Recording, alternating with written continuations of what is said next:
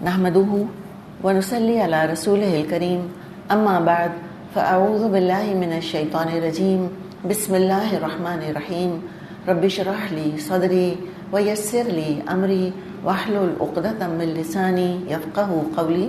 سورۃ ہود آیت نمبر 106 107. اوپر اللہ تعالیٰ نے ذکر فرمایا تھا کہ قیامت کا دن جب آئے گا تو کوئی بات نہیں کر سکے گا، یعنی شفاعت باطلہ کی کلی نفی اللہ تعالیٰ نے متعدد مقامات پر کی ہے.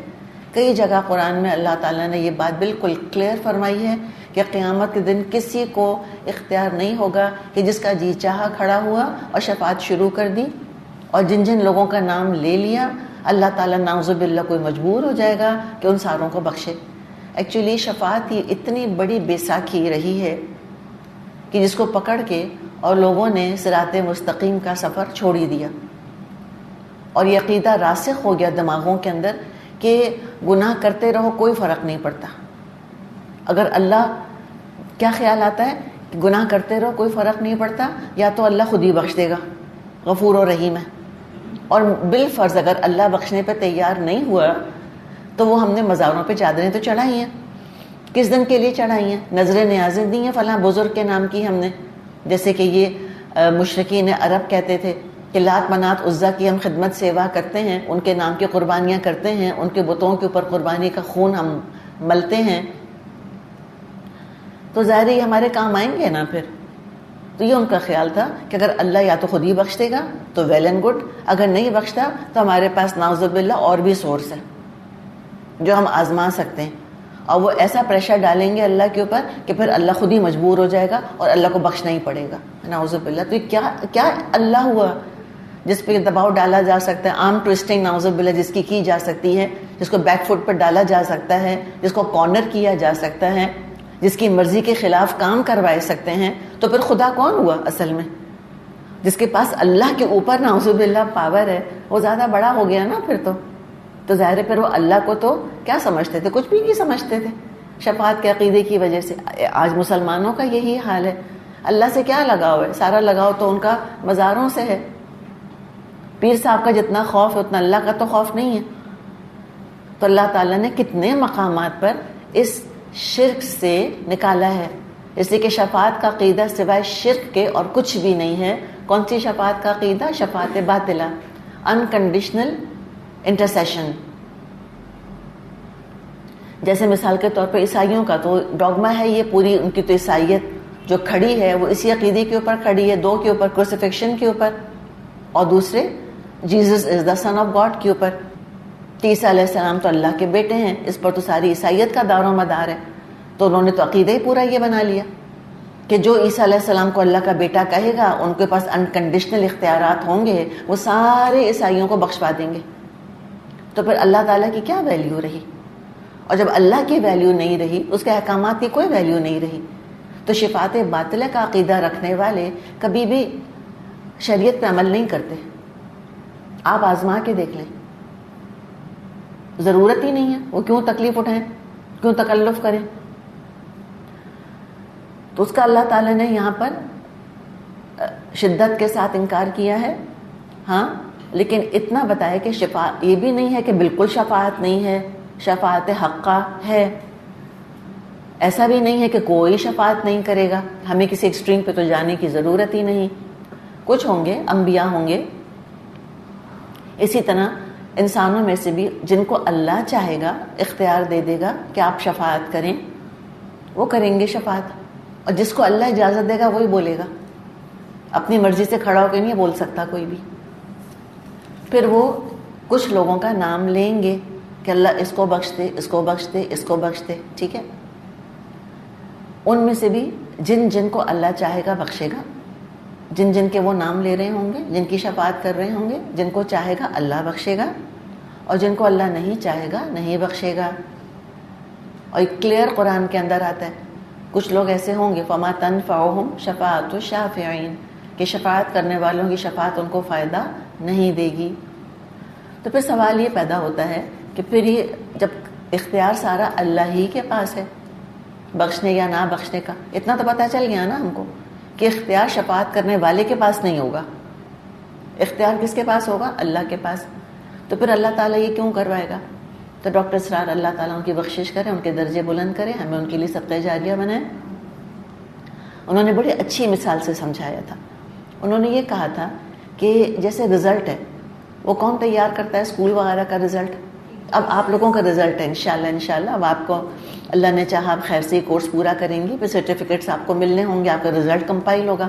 کون کمپائل کرے گا؟ ایڈمنسٹریشن کمپائل کرے گی، ٹھیک ہے نا. رزلٹ پورا کمپائل ہو گیا.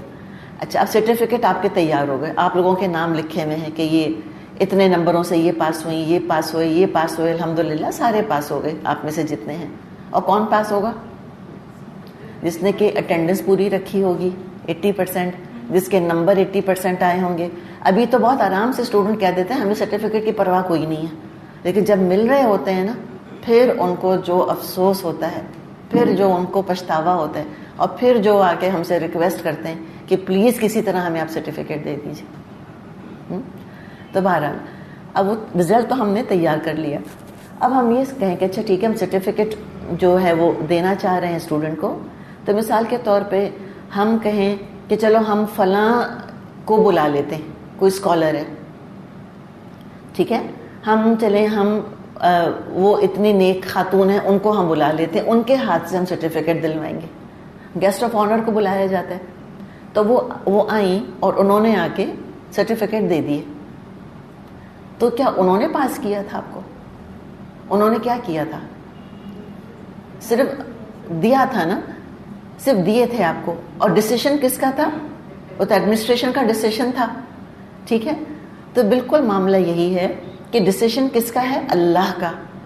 رسولوں کو تو آنر کروانے کے لیے اور ان کا مقام بتانے کے لیے اللہ ان کی زبانی اعلان کروائے گا، تاکہ جن لوگوں نے ان کا انکار کیا تھا، کفر کیا تھا دنیا میں، وہ اچھی طرح سے پچھتائیں کہ ہم نے بھی ان سے بنا کے رکھی ہوتی، ہم نے بھی ان کی اطاعت کی ہوتی، تو کہیں ہم سے جو چھوٹی موٹی خطائیں، چھوٹی بڑی خطائیں ہو گئی ہوتی، وہ ان کے کہنے کی وجہ سے اللہ بخش دیتا. حالانکہ ان کے کہنے کی وجہ سے اللہ نے نہیں بخشا ہوگا، رزلٹ تو پریپئر ہو چکا ہوگا، ان کے ذریعے سے اعلان کروایا گیا ہوگا. تو رسولوں پر ایمان لانے والوں کو بہت خوشی ہوگی، اللہ کا شکر ادا کریں گے کہ اللہ تیرا کرم احسان کہ ہم نے ان کی بات مانی تھی. اور جنہوں نے ان کا انکار کیا ہوگا وہ خوب اچھی طرح رسوا ہوں گے اور پچھتائیں گے. ٹھیک ہے، اچھی سی مثال ہے نا، مجھے تو بہت اچھی لگی تھی یہ مثال. الحمدللہ، اللہ تعالیٰ ان کو اجر دے. اچھا، تو اب جب قیامت کا دن آ جائے گا اور اس طرح سے آپ فیصلے ہو جائیں گے، تو الٹیمیٹلی پھر دو ہی کیٹیگریز ہیں جو آیت نمبر 5 کے آخر میں، آیت نمبر 105 کے آخر میں بتائی گئی. فَمِنْهُمْ شَقِيٌّ وَسَعِيدٌ. تو ان میں سے یا تو بدبخت ہوں گے یا خوشبخت ہوں گے. اور کیا کیٹیگری ہے؟ یا جہنمی ہیں یا جنتی ہیں. سورہ آراف میں ہم نے آراف والوں کا ذکر پڑھا تھا، اور وہاں بھی جو انڈیکیشنز ہمیں ملے تھے وہ یہی تھے کہ آراف والے بھی الٹیمیٹلی جنت ہی میں داخل ہوں گے. اب کیا ہوگا؟ اب یہ بات اللہ تعالیٰ نے آگے بیان فرمائی آیت نمبر 106 میں. فَأَمَّا الَّذِينَ شَقُوا، تو جو بدبخت ہوئے، فَفِي النَّارِ، تو وہ آگ میں ہوں گے. لَهُمْ فِيهَا زَفِيرٌ وَشَهِيقٌ، وہاں وہ گرمی اور پیاس کی شدت سے وہ ہانپیں گے اور پھنکاریں گے. ہم نے گدھے کی بات کری تھی. دیکھیں، ایک رونا ہوتا ہے کہ رونے والے پر پیار آئے، انسان کو ہوتا ہے نا. یہ جو اللہ تعالیٰ نے الفاظ استعمال کیے ہیں نا، اس میں جو گدھے کی مشابہت ہے. دیکھ، گدھا کس کی، مجھے بتائیں، کس کا سمبل سمجھا جاتا ہے؟ حماقت کا نا. کوئی محبت تو نہیں کرتا گدھے سے. حالانکہ آپ دیکھیں گدھے اور گھوڑی کی شکل کتنی ملتی جلتی ہے، اور بیچارہ گدھا کام بھی زیادہ کرتا ہے. بہرحال وہ الگ کہانی ہے، لیکن ایک سمبولک اگر دیکھیں تو جانور سمبولک ہے نا. جیسے شیر بہادری کی، اور خرگوش یا ہرن معصومیت کی، اسی طرح گدھا حماقت کا سمبل ہے. دیکھیں، اینیمل رائٹس ایکٹیوسٹ سے بھی ڈر بہت لگتا ہے، وہ سر پہ ہی نہ سوار ہو جائیں کر کے آپ نے گدھے کو بیوقوف کہا کیسے. تو بہرحال ایک وہ حماقت کی علامت ہے. تو یہ یعنی کہ اتنے احمق تھے دنیا میں، اتنے بے وقوف تھے. یہ فرعون اتنا بے وقوف تھا کہ موسیٰ علیہ السلام کی قدر نہ کی اس نے، ان کی بات مان کر نہ دی اس نے. اور ان کا رونا اور چلانا ایسا نہیں ہوگا کہ کسی کو پیار آ جائے. چڑ آ رہی ہوگی ان کی آواز سن کر کہ کیوں رو رہے ہیں. ہم نے پہلے بھی بات کی تھی. اللہ تعالیٰ کہہ دے گا جہنمیوں سے اخسؤوا فیہا ولا تکلمونی، پڑے رہو اس کے اندر. دھتکار دیا جائے گا. خسا کتے کو دھتکارنے کو کہتے ہیں کہ پڑے رہو اس کے اندر، بات مت کرنا تو مجھ سے. تو کوئی پیار کسی کو نہیں آ رہا ہوگا، کسی کے دل میں ہمدردی نہیں آ رہی ہوگی. ایسا نہیں ہے کہ بلا وجہ یہ جہنم میں چلے گئے، اپنی حماقت، اپنی بے وقوفی. اچھا ہم اڑیل گدھا کہتے ہیں اردو کے اندر، اڑیل گدھا کہتے ہیں نا. بعض دفعہ گدھا اڑ جاتا ہے، بس ہلتا نہیں، اسٹبنس.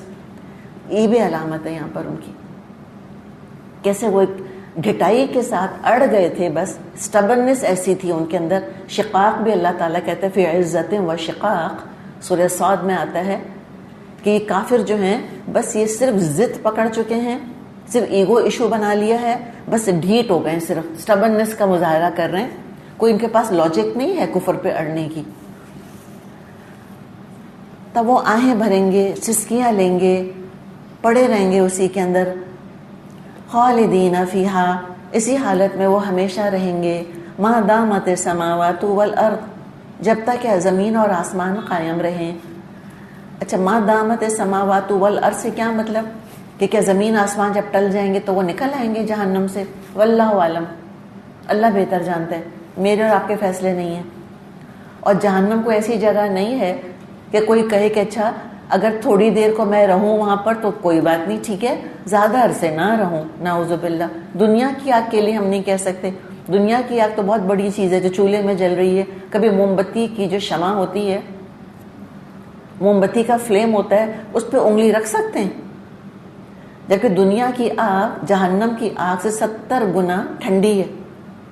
69 ٹائمز، 70 تو چلیں ڈفرینشیل وہ یوں لگاتے ہیں، 69 ٹائمز ٹھنڈی آگ ہے. تو کبھی ایسا کیا ہم نے کہ اچھا چلو جھوٹ بولا تھا، چلو میں ذرا موم بتی جلا کر زبان پہ رکھ لیتی ہوں، یا گرم چائے کا سپ لے لیتی ہوں، یا کھولتا ہوا کھانا کھا لیتی ہوں، گرم سوپ پی لیتی ہوں. میں نہیں کبھی کر سکتے ہم یہ چیزیں. تو لہٰذا اس طرح کی بحثوں میں بعض دفعہ لوگ چلے جاتے ہیں. اس کی ضرورت نہیں ہے ہم کو. کچھ چیزوں کو اللہ پر چھوڑ دینا چاہیے اور دعا کرنی چاہیے کہ اللہم اجرنی من النار، اے میرے رب مجھ کو بس آگ سے نجات دے دے، مجھ کو تو ڈب بھی نہیں ہونا اس کے اندر. آگے ہم پڑھیں گے کہ اللہ تعالیٰ نیک لوگوں کو تو اس کی سرسراہٹ بھی نہیں سنائے گا. تو ما دامت السماوات والارض، جب تک زمین آسمان قائم ہے، الا ما شاء ربک، اللہ یہ کہ تیرا رب کچھ اور ہی چاہے. کیا چاہے؟ کہ اللہ تعالیٰ یہ چاہے کہ کچھ اس میں سے ایسے توحید پرست ہیں جنہوں نے کبائر کا ارتکاب کیا تھا، کبیرہ گناہ کیے تھے، اب انہوں نے سزا اپنی پالی ہے، تو پھر اللہ تعالیٰ ہو سکتا ہے نکال لے ان کو. جس کو اللہ چاہے گا نکال لے گا دوزخ میں سے. اور یہ ڈیفینیٹلی ہم کو حدیث ملتی ہے کہ آپ صلی اللہ علیہ وسلم جو ہیں وہ اپنی امت کے لیے دعا کرتے رہیں گے. کون سے امتی؟ جو دوزخ میں چلے گئے، جو جہنم میں چلے گئے. اور آپ کی دعا کی وجہ سے اللہ تعالیٰ نکالے گا. اور پھر آخر میں آتا ہے کہ اللہ تعالیٰ خود ایک مٹھی بھر جہنم سے لوگوں کو نجات دے گا. اب اللہ کی مٹھی کیسی ہے اللہ خود ہی بہتر جانتا ہے. ایک لک نہیں ہم کہتے ہاتھ بھر نکالے، اللہ نکالے گا جہنم سے. اور اس کے بعد بس کٹر مشرک ہی اس کے اندر رہ جائیں گے. دیکھیے سب متشابہات ہیں، اور قرآن جو ہے وہ سارے لوگوں کے بارے میں اگر اطلاعات ہمیں دے رہا ہے، اس کا مطلب یہ نہیں کہ ہم بھی اپنے آپ کو کراؤڈ کے اندر کھو دیں. ہم پرسنلی سوچیں کہ اللہ مجھ کو تو ایک سیکنڈ بھی اس کے اندر نہیں جانا. تو لہٰذا جس کو اللہ چاہے گا نکال لے گا، گناہوں کی سزا بھگت کے پھر وہ ڈیفینیٹلی نکل آئیں گے. ان ربک فعال لما یرید، بے شک تیرا رب پورا اختیار رکھتا ہے کہ جو چاہے کرے. یہ جو بھی ہم نے بات کری کہ اللہ تعالیٰ کچھ لوگوں کو جہنم سے نکالے گا، اس کے بارے میں ہم کو حدیث بھی ملتی ہے. آپ صلی اللہ علیہ وسلم نے فرمایا اہل جنت جنت میں اور اہل نار آگ میں داخل ہو جائیں گے. پھر اللہ تعالیٰ فرمائے گا جس کے دل میں ایک رائی کے دانے کے برابر ایمان ہے اس کو نکال لو. پھر اس حال میں نکالے جائیں گے کہ سیاہ ہو چکے ہوں گے. بعض روایات میں آتا ہے کہ کوئلہ ہو چکے ہوں گے، بالکل کوئلے کی طرح ہو گئے ہوں گے، جل جل کے اور جل جل کے. پھر ان کو نہر حیا، حیا جیسے حیا ہم کہتے ہیں نا ماڈسٹی، شرم، یا نہر حیات، حیا کے آگے تا لگا دینا، حیات یعنی زندگی. تو نہر حیا یا نہر حیات میں ان کو ڈالا جائے گا. اور وہ اس طرح اگائیں گے جیسے بیج سیلاب کے کنارے پر اگتا ہے. تم نے دیکھا نہیں وہ زرد لپٹا ہوا ہوتا ہے. یعنی کہ جل کر کوئلہ ہوں گے پھر ان پر پانی ڈالا جائے گا. بعض روایات میں آتا ہے کہ اللہ تعالیٰ جنتیوں سے کہے گا ان پر پانی ڈالو. جب ان پر پانی ڈالا جائے گا تو دوبارہ ان کے جسم اگنے شروع ہو جائیں گے. تو یہ بھی ہمیں بعض احادیث سے ملتا ہے کہ بالکل ٹھیک ٹھاک ہو جائیں گے, صحیح سلامت ہو جائیں گے, جنت میں ان کو داخل کر دیا جائے گا, لیکن ان کے ماتھے پر ایک داغ رہ جائے گا کالے رنگ کا. تو جنتی ان کو جہنمیون کہہ کر یاد کیا کریں گے کہ یہ جہنم سے نکل کر آئے ہیں جنت میں. پھر وہ اللہ تعالیٰ سے دعا کریں گے کہ اللہ تعالیٰ تو نے اتنا ہم پہ کرم کیا, ابھی داغ بھی مٹا دے. تو اللہ تعالیٰ وہ داغ بھی پھر ان کا مٹا دے گا. اب آگے جنتیوں کا ذکر ہے آیت نمبر 108 میں. وَأَمَّا الَّذِينَ سُعِدُوا فَفِي الْجَنَّةِ خَالِدِينَ فِيهَا مَا دَامَتِ السَّمَاوَاتُ وَالْأَرْضُ إِلَّا مَا شَاءَ رَبُّكَ عَطَاءً غَيْرَ مَجْذُوذٍ. رہے وہ لوگ جو نیک بخت نکلیں گے وہ جنت میں جائیں گے اور وہاں ہمیشہ رہیں گے جب تک زمین اور آسمان قائم ہیں, اللہ یہ کہ تیرا رب کچھ اور چاہے. ایسی بخشش ان کو ملے گی جس کا سلسلہ کبھی منقطع نہیں ہوگا. اچھا, اب یہ تو بات ہمیں پتہ ہے کہ بہت سے جہنمی جہنم سے جنت میں ٹرانسفر ہوں گے, ٹھیک ہے نا. تو الا ما شاء ربک, وہ سمجھ آ گئی بات ہم کو کہ اللہ ان کو جہنم سے جنت میں ٹرانسفر کر دے گا. لیکن یہ نہیں ہوگا کہ بہت سے جنتی جہنم میں چلے جائیں گے. اوبیسلی یہ نہیں ہوگا. جو جنت میں جائے گا وہ جہنم میں تو کبھی بھی نہیں جائے گا دوبارہ. تو پھر کیا مطلب ہوا اس بات کا کہ جب تک زمین آسمان قائم رہیں گے وہ جنت میں رہیں گے. الا ما شاء ربک, اس کے بارے میں علماء کہتے ہیں کہ جنتی جس درجے کی جنت میں داخل ہوں گے وہ درجہ ان کا دائمی نہیں ہوگا, بلکہ جنت میں بھی ترقی درجات ہوگا. خوب سے خوب تر کی تبدیلی آئے گی. اللہ ان کے درجات بلند کرے گا. کیسے کرے گا اللہ بہتر جانتا ہے. اس لیے کہ اللہ کی جو عطا ہے غیر مجذوذ, یہ کبھی ڈسکنیکٹ نہیں ہوگی, کبھی کاٹی نہیں جائے گی. اب دیکھیں ہر چیز تو قرآن نے کھول کھول کے بیان نہیں کی ہے نا جنت کے بارے میں.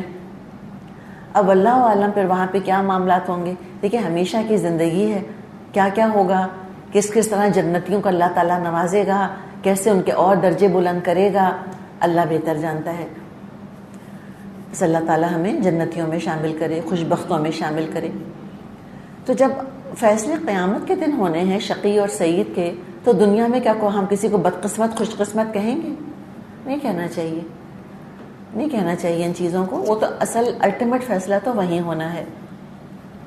کوئی مشکلات اٹھا رہا ہے اور اللہ نے اس کے لیے دنیا میں ہی جنت کا فیصلہ کر دیا ہے کہ جنتی ہے اور اس کو تو خود تو نہیں پتا, کتنا خوش قسمت ہے.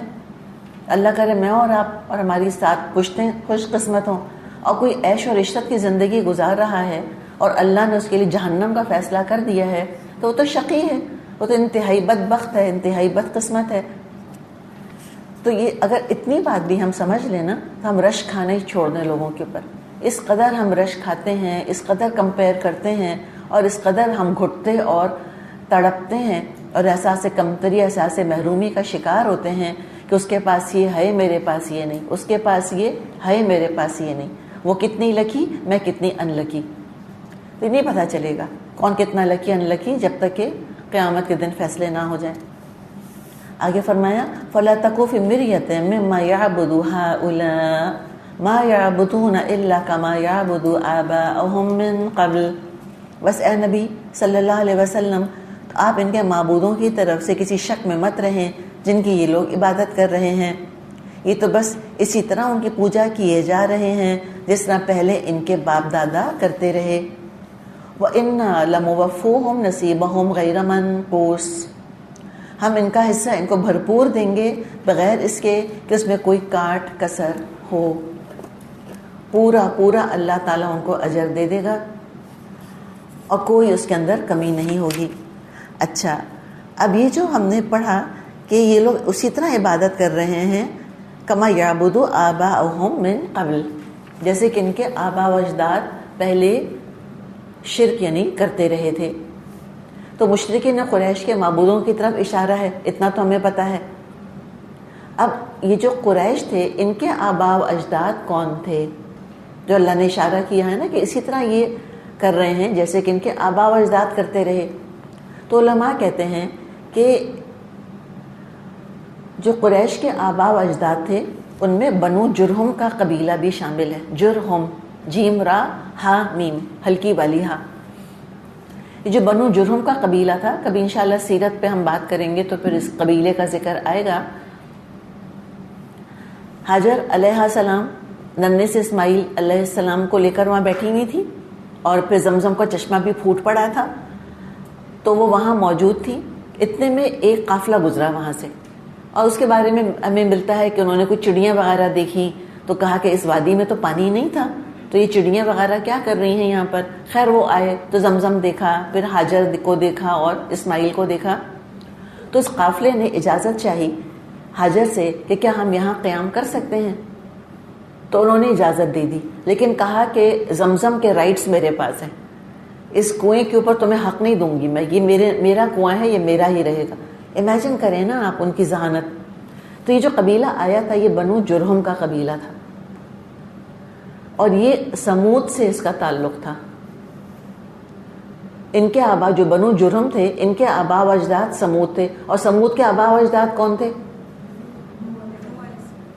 اس سے پہلے نوح علیہ السلام کے بعد عاد کی نسل سے تھے نا، تو عاد اور سمود کی نسل سے بنو جرہم تھے۔ سمجھ آئی آپ کو بات؟ تو کہا کہ وہاں تک ان کا سلسلہ جا رہا ہے، اور پھر بنو جرہم کے قبیلے ہی میں اسماعیل علیہ السلام نے شادی کی۔ اور پھر عمر بن لحی ایک شخص تھا، یعنی دیکھیے اسماعیل علیہ السلام جب تک تھے نا تو وہ تو توحید کی انہوں نے دعوت دی، تو یہ بنو جرہم بھی توحید کے اوپر ہی تھے، ٹھیک ہے۔ لیکن پھر ایک شخص اٹھا عمر بن لحی اس کا نام تھا، اس نے پھر بت پرستی شروع کروا دی مکے کے اندر۔ تو یہ سارا سلسلہ پھر چلتا رہا، اور آج تک چل رہا تھا جب تک کہ آپ صلی اللہ علیہ وسلم تشریف لائے۔ تو فرمایا کہ یعنی جس نے بھی شرک کیا ہے ہم ان کا حصہ ان کو بھرپور دیں گے، کوئی کمی نہیں ہوگی۔ جو اچھے کام کر رہے ہیں اللہ ان کا اجر بھی ان کو دے گا، اور جو شرک کر رہے ہیں پورا بدلہ قیامت کے دن ہی ملے گا جبکہ سارے لوگ جمع ہو جائیں گے، تو اللہ ان کو پورا بدلہ ان کو دے گا۔ عمر بن لحی ایک شخص تھا، اس نے شرک شروع کیا، لیکن جب تک مکے میں شرک ہوتا رہا گناہ اس کے سر پہ جاتا رہا۔ جیسے ہم نے بات کی تھی آدم علیہ السلام کا وہ بیٹا جس نے کہ پہلا قتل کیا تھا، جب دنیا میں قتل ہوتا ہے تو اس کا گناہ میں سے جو ایک حصہ ہوتا ہے وہ اس کے سر پہ جاتا ہے۔ تو اللہ تعالیٰ سے بہت دعا مانگنی چاہیے کہ اللہ تعالیٰ میں صدقہ جاریہ بناؤں اپنے لیے، عذاب جاریہ نہ بناؤں۔